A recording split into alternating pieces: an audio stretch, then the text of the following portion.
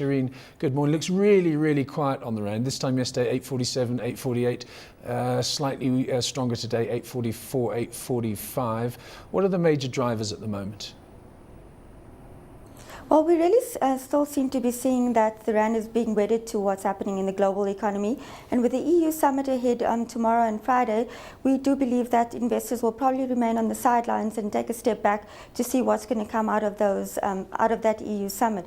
We do expect, however, that the euro could remain under pressure as resolutions out of the EU summit are not really solid at this moment. So we are going to see some pressure coming through from there, and obviously that's going to have an impact on the local unit. So we are pretty much looking for a trading range in the region of what we saw yesterday of about 839 to about 850.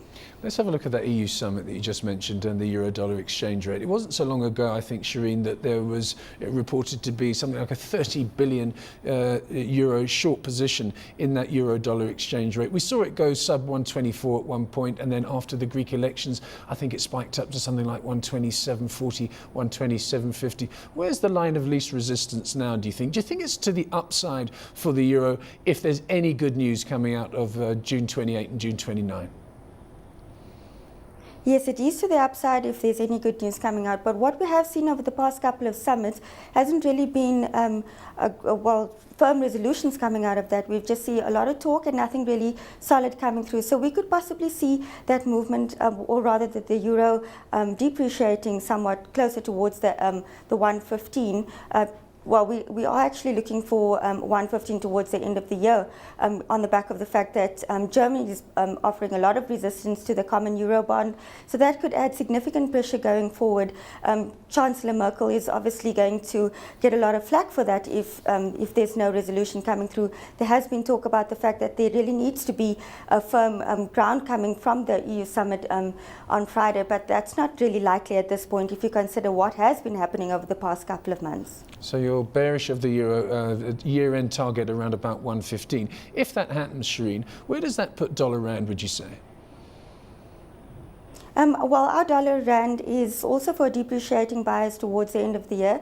It has already reached 870, but we're looking for a year-end number more or less at about 860. I was talking to a colleague of Mohammed Nalla, who's in the studio with me, Shireen, a couple of weeks ago, and she said sort of 880 area is a target, but between 880 and 920, chart-wise anyway, technically, there's a massive gap, and she thought it might gallop to that 920 area by year end. How bearish are you, if you are bearish, on the dollar rand exchange rate?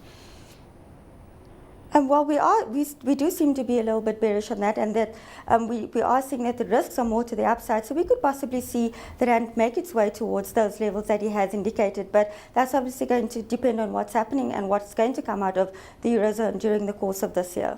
Yeah, and nobody knows that, and each meeting that comes along we get a little bit of hope and then everything falls apart. That seems to be the pattern. What about the local data in the next 2 to 3 days that will also have an influence on the rand? PPI is the next one. What do you expect? Well, we are expecting PPI to remain more or less at about 6.6% in May as it did in April, but we are seeing downside risks to that number emanating from electricity and products of petroleum and coal. However, the weak exchange rate could possibly push that PPI number out towards year end, but for the moment we are seeing it pretty steady at 6.6%. If market consensus is for PPI to range at about, well, not to range, to come in at about 6.3%, and that's really attaching to the disinflation trend that we did see in CPI last week. How long is it going to take for this weaker rand to filter through to the inflation numbers? We've seen CPI coming down to 5.7%. You've given us your forecast on PPI. Is this just a blip in what is an increasing inflation trend?